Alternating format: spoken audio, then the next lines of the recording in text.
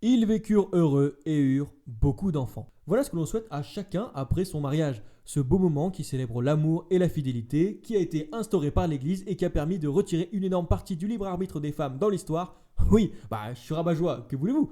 Mais un homme n'a jamais pu dire cela au sujet de son mariage. Et pourtant, il aura essayé. En effet, nous allons parler d'un, si ce n'est du roi d'Angleterre le plus célèbre, Henri VIII.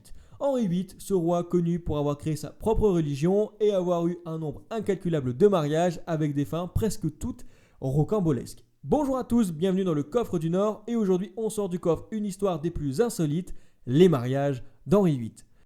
Comme je vous le disais plus tôt, Henri VIII a marqué l'histoire de l'Angleterre et même de l'Europe dans son intégralité. Né en 1591, le petit Henri n'est pas destiné à être roi car il a un grand frère. La honte! Et pourtant, ces histoires de mariage commencent avant même qu'il ne soit destiné à monter sur le trône. Son frère Arthur Tudor est marié à Catherine d'Aragon pour consolider l'alliance avec l'Espagne. Surtout que par ses ancêtres, Catherine a des origines anglaises et pourrait même revendiquer le trône, mais passons sur ce détail. Mais Arthur meurt à 15 ans de la Suède qui consiste à te faire transpirer, mais seulement un petit peu. Quoi?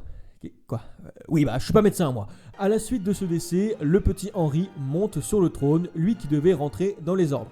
Et moi je peux vous dire qu'on l'a échappé belle, hein. Bonjour mon père, voilà, j'ai fauté, j'ai commis le péché d'adultère. Tu l'as. Quoi? Mais je... Tu l'as. Comme on ne veut pas fragiliser l'alliance espagnole, Henri épouse Catherine, oui, la femme de son frère. Alors, elle a 6 ans de plus que lui. Mais lui, il a 18 ans, hein, donc techniquement, aujourd'hui, il aurait eu le droit de se marier. Fait assez rare chez les rois pour être souligné. Ce qui est déjà tordu, c'est que Henri VII, le père d'Henri VIII, donc, a lui-même songé à épouser Catherine. Oui, c'est malsain.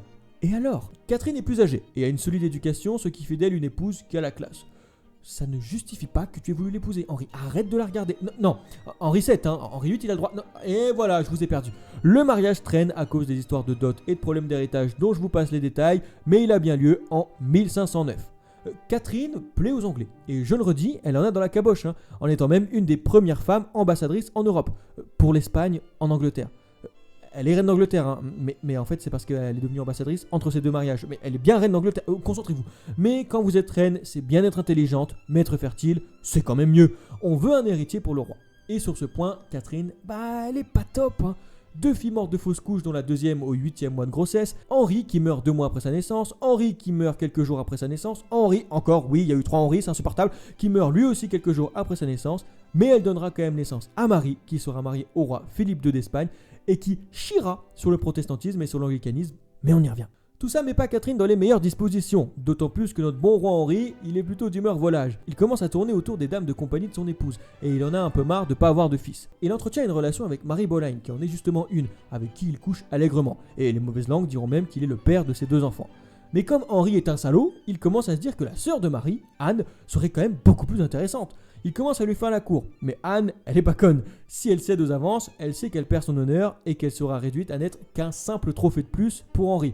Et puis surtout, elle se dit qu'en ne lui donnant pas ce qu'il veut, c'est-à-dire son corps, hein, soyons clairs, elle attise son désir et gagne des points pour un potentiel mariage. Fun fact, elle a passé une partie de son éducation en France auprès de la reine Claude, femme de François Ier, où en plus de la mode, elle a peut-être appris la séduction. Et surtout, elle a été en France, ce qui est mieux que l'Angleterre. Voilà, c'est gratuit. En 1526, c'est décidé. Le roi doit divorcer de Catherine. Commence alors la grande affaire du roi. Il faut divorcer parce qu'on ne peut pas prétendre que le mariage n'a pas été consommé, parce que quand même 6 grossesses, hein, on ne peut pas toujours accuser de Saint-Esprit. Mais évidemment, l'église refuse. Ouais, le divorce est extrêmement mal vu et les Anglais sont quand même extrêmement catholiques. Mais entre l'église et ses désirs, Henri choisit ses désirs. Et il a une idée de génie. Il se dit, attendez, c'est le chef de l'église qui doit annuler le mariage. Mais moi je suis roi, donc choisi par Dieu. Donc, le chef de l'église, c'est moi! Il se proclame chef de sa nouvelle religion, l'anglicanisme, un drôle de mélange entre catholicisme et protestantisme, et divorce en 1533 de Catherine, qui nous quittera 3 ans plus tard d'un cancer. En soi, dans son mariage, Catherine s'en sort pas mal, hein. Vous verrez que c'est pas le cas de tout le monde, hein. Divorce, c'est plutôt bien. Dès 1532, il s'était marié en secret avec Anne, après avoir eu le soutien de la France et de François Ier, parce que oui, François Ier, en termes de réforme religieuse, c'est plutôt un mec chill, hein. Bon alors, Anne, qui est-elle? Déjà, elle est pleine de culture aussi. Fort de son expérience française, elle a un goût très porté sur la mode.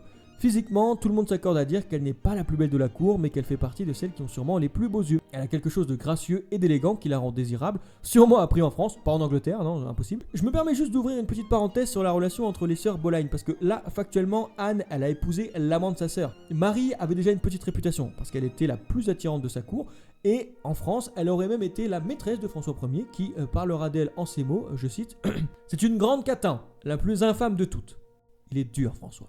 En Angleterre, son mari décède et elle se débarrasse de son fils en l'envoyant au couvent. Alors, on lui cherchera un nouveau mari, mais elle épouse secrètement un homme, ce qui lui permet d'être bannie de la cour par Anne. Non, Anne n'a aucun ressentiment envers sa sœur, je vois pas pourquoi vous dites ça. Revenons à Henri. Sa femme fait une fausse couche en 1536 de ce qui semblait être un garçon. Cela arrive après la naissance de la très célèbre Élisabeth et de 2 enfants morts-nés. Toujours pas de successeur. Et les années passent, tout comme les amours d'Henri. Surtout qu'il en a marre de ne pas avoir de garçon. Et puis Anne, elle a beaucoup d'ennemis à la cour. On cherche à nouer des alliances avec d'autres puissances et le roi se lasse de sa femme. Il tombe amoureux de Jeanne Seymour. Il lui donne certains des appartements d'Anne, ce qui, si vous voulez mon avis, n'est pas bon signe pour cette dernière. Bon, en revanche, divorcer encore là, ça la fout mal. Il met donc en place une nouvelle stratégie. Il accuse Anne d'adultère. Bon, ça va. D'inceste. Bon, ça c'est moins marrant. Et de haute trahison pour complot contre le roi. Ça, c'est ce qu'on appelle la goutte d'eau. Elle est enfermée à la tour de Londres, elle niera les accusations, mais le juge, c'est Henri, et elle est exécutée le 17 mai 1536. Pas besoin de divorcer si on n'a plus de femme. Elle n'aura même pas le droit d'avoir son nom sur sa tombe, comme quoi il vaut mieux éviter de rendre Henri amoureux. Henri est en deuil profond, puisque c'est le 18 mai qu'il demandera Jeanne en mariage. Oui, le 18 mai, le lendemain de l'exécution de sa femme, pour épouser Jeanne au mois de juin qui suivit. Alors Jeanne ne savait pas vraiment lire, en fait elle savait juste lire et écrire son prénom, ce qui n'est pas rien, parce que, excusez-moi, mais Jeanne c'est pas du tout intuitive à lire. Elle était devenue la dame d'honneur de Catherine d'Aragon la dernière année de son mariage, puis celle d'Anne. Henri a donc un faible pour les dames de cour de ses épouses. Elle est l'opposé de l'ancienne femme du roi. Pâle, blonde, moins éduquée, et si Anne avait un goût prononcé pour la mode, Jeanne est team austérité et anti-fun. En fait, on pourrait dire que Anne c'est la France et Jeanne c'est l'Angleterre. Voilà, en toute objectivité encore une fois. En 37, elle donne naissance à Édouard, futur Édouard VI. Enfin, un garçon. Elle meurt 12 jours après l'accouchement. Mais il faut une reine au roi, et personne ne veut se marier à un homme qui est de moins en moins attirant et qui n'arrive pas à tenir un mariage. On choisira une princesse allemande, Anne de Clèves, pour renforcer la réforme protestante du royaume et nouer des alliances contre Charles Quint. Mais à Henri, on la lui fait pas. Il veut un portrait de sa future épouse. Et il valide. Ok, je swipe à droite. Et pas de chance. Comme toi à ton date, elle ne ressemble pas au tableau. Il la trouve laide parce que culot, définition Henri VIII et ses énormes problèmes gastriques. Et 6 mois après le mariage, il est annulé car pas consommé. Et Anne ne s'y oppose pas du tout. Tu m'étonnes, mais il la tue pas. Il lui donne le château d'Anne Boleyn, et fait d'elle la sœur aimée du roi. Franchement, Anne s'en sort super bien, vraiment bravo Anne. Surtout que Anne n'a pas que du négatif, parce qu'elle a Catherine Howard, dame de sa cour qui tape dans l'œil du roi. Décidément, que de surprises aujourd'hui. 49 ans, obèse, victime d'ulcère aux jambes.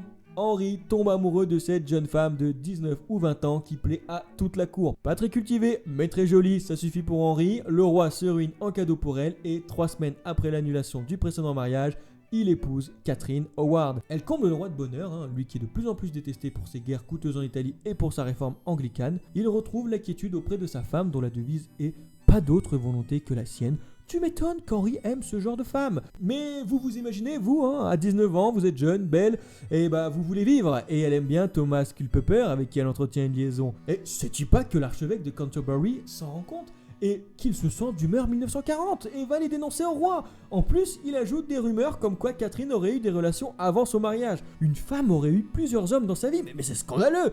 Bon, pas de chance pour elle, elle sera emprisonnée. Alors Thomas Culpeper est exécuté en 1541. Alors elle aura avoué qu'avant le mariage, oui, d'accord, elle a eu un comportement indigne d'une reine, mais elle niera avoir trompé son mari. Ça ne suffira pas parce qu'en 1542, elle sera exécutée et la nuit précédant son exécution, elle se serait même entraînée à poser sa tête sur le billot, ce qui est une info assez terrible, mais pas aussi triste que de savoir qu'Henri n'assistera pas à l'exécution. Cœur de pierre Henri. Bon, vous en reprenez un pour la route quand même. En 1543, Henri se marie avec Catherine Parr.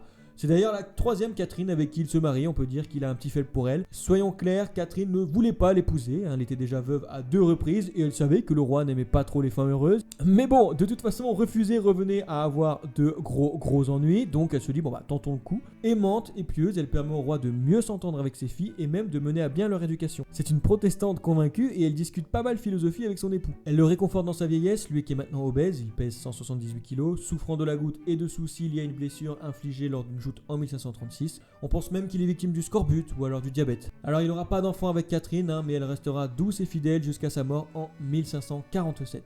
Bon, alors sympa Catherine, mais elle se remariera donc quand même et aura donc réussi l'exploit de ne pas se faire tuer ou virer par Henri. Bravo! Alors Henri, ce bon vieil Henri. Ah bah c'était un homme qui aimait les femmes et qui avait des gros soucis de gestion de la colère, ce qui en soi aurait fait un très mauvais prêtre. Il a cherché toute sa vie à faire des fils parce que, comme le dit Zlatan, les vrais hommes font des hommes. Mais voilà, il n'aura eu qu'Édouard en fils légitime qui meurt à l'âge de 6 ans. Il aura quand même adopté Henri Fitzroy, un fils illégitime qu'il a eu avec Elizabeth Blount, mais pareil, il meurt à 17 ans. Henri, si ça peut te rassurer, tu as quand même été le père de 2 des plus grandes reines de l'histoire de l'Angleterre. Marie, la fameuse Bloody Mary, qui te détestait, on dit même qu'elle a essayé de brûler ton cadavre une fois que tu es mort. Toi et ta foutue réforme qu'elle haïssait. Elisabeth, aussi. Alors elle, en revanche, elle était à fond dans ta réforme, elle ne s'est jamais mariée. Mais elle a quand même exécuté sa cousine, la célèbre Marie Stuart. Voilà, c'était donc les mariages d'Henri VIII, n'hésitez pas à vous abonner, liker et partager cette vidéo, chose que personne ne fait sur YouTube. Moi je vous dis à bientôt et je referme le coffre en vous rappelant que les Anglais sont moins bien que les Français. Voilà, c'est tout, c'est gratuit, je l'ai dit.